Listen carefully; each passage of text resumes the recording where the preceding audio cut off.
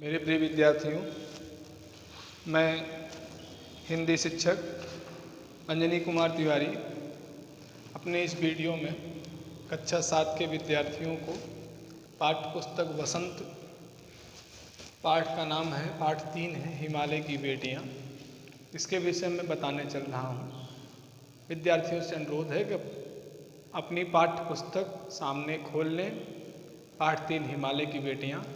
मैं पाठ्य पुस्तक से आपको पढ़ाने चल रहा हूँ। मुझे पूरा भरोसा है आप पूरे पाठ को अच्छे से समझ जाएंगे। ध्यान देंगे। इस पूरे पाठ को आप स्वतः बैठ करके मन लगा करके पढ़ेंगे, अच्छे से पढ़ेंगे। हिमालय की बेटियां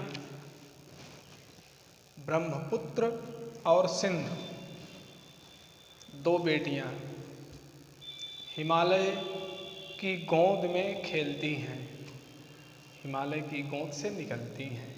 तो हिमालय को पिता बताया गया है। ब्रह्मपुत्र और सिंधु दोनों नदियों को उनकी बेटी बताया गया है।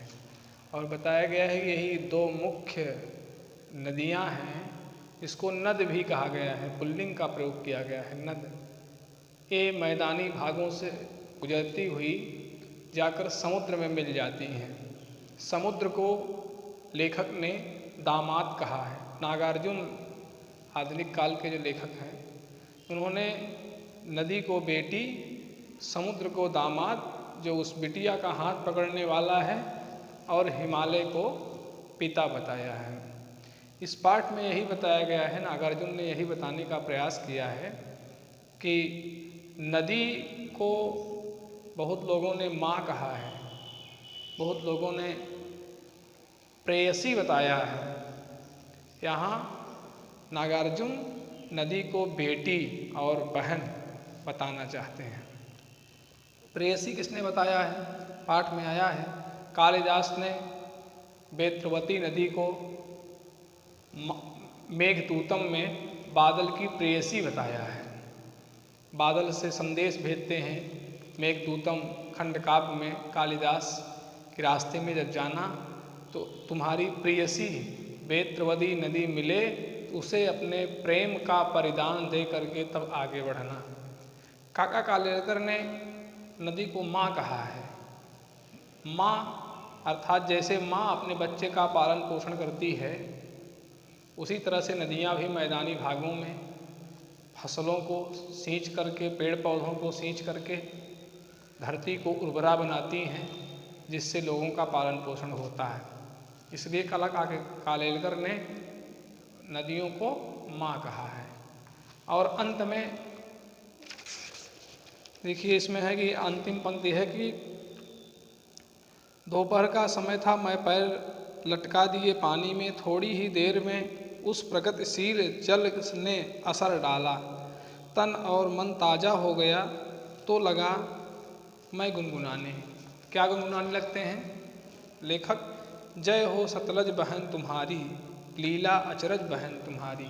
माने नदी को बहन कहा है, बेटी कहा है। और पाठ के अंत में पंक्तियों के, काव्य पंक्तियों के माध्यम से लेखक नागार्जुन ने बहन माना है। प्रश्न देखिएगा। देखिए, प्रश्न कई तरह से हैं। किताब में अपना अभ्यास प्रश्न खोलिए। एक है लेख से, एक है लेख से आगे, एक है अनुमान और कल्पना, एक है भाषा की बात। और तो इसमें हमें जो लेख से संबंधित प्रश्न है वही हल करना है। ये लेख से आगे जो है इसको नहीं लिखना है, और जो अनुमान और कल्पना का है इसको भी नहीं लिखना है। इसको आप लोग पढ़ लीजिएगा, समझ लीजिएगा। लेख से 4 प्रश्न हैं। पहला है, नदियों को माँ मानने की परंपरा हमारे यहाँ काफ़ी पुरानी है, लेकिन लेखक नागार्जुन उन्हें और किन रूपों में देखते हैं? लेखक नागार्जुन उन्हें बेटी और बहन के रूप में भी देखते हैं। यही इसका उत्तर है। नोट्स में मैं उपलब्ध करवाने का प्रयास करूंगा, लेकिन हमारे विद्यार्थी पाठ को पढ़ें और प्रयास करें कि अपने शब्दों में स्वतः प्रश्नों का उत्तर लिखें। जो मैं नोट्स में उत्तर दूंगा उसको नहीं उतारेंगे अक्षरशः, स्वतः अपने मन से पाठ के प्रश्नों का उत्तर समझ करके अपनी भाषा में उत्तर लिखें, न कि जो मैं नोट्स में दे रहा हूँ वही आप उतार लीजिए। मैं आपको पढ़ने के लिए दे रहा हूँ, प्रश्न का उत्तर लिखने के लिए नहीं। उसको समझ करके प्रश्नों का उत्तर स्वयं लिखें। दूसरा है सिंधु और ब्रह्मपुत्र की क्या विशेषताएं बताई गई हैं। सिंधु और ब्रह्मपुत्र दो मुख्य नदियां हैं जो हिमालय की गोद से निकलती हैं। इनका पुल्लिंग प्रयोग किया गया है, नद कहा गया है, और इन्हीं में सारी नदियां समाहित हो जाती हैं। कई नदियों का नाम लेखक ने पाठ में लिखा है। सिंधु और ब्रह्मपुत्र की क्या विशेषताएं बताई गई हैं। ये दोनों नदियां हिमालय की बेटी हैं और समुद्र से जाकर के मिल जाती हैं। समुद्र को दामाद बताया है जो इन दोनों बेटियों का हाथ पकड़ता है। तीसरा है काका कालेलकर ने नदियों को लोक माता क्यों कहा है।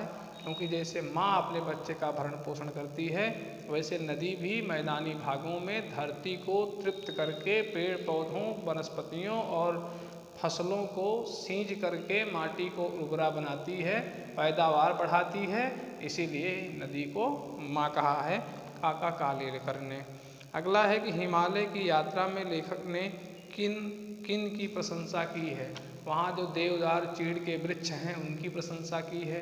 बर्फ़ से ढकी हुई जो पहाड़ियाँ हैं उनकी प्रशंसा की है। वहाँ से कलकल ध्वनि से निकलने वाली नदियों की प्रशंसा की है। नदियों को बताया है कि बेटियों के समान ये हिमालय की गोंद में खेल रही हैं, किलकारी मार रही हैं। इस तरह से हिमालय के सौंदर्य का वर्णन लेखक ने पाठ में किया है।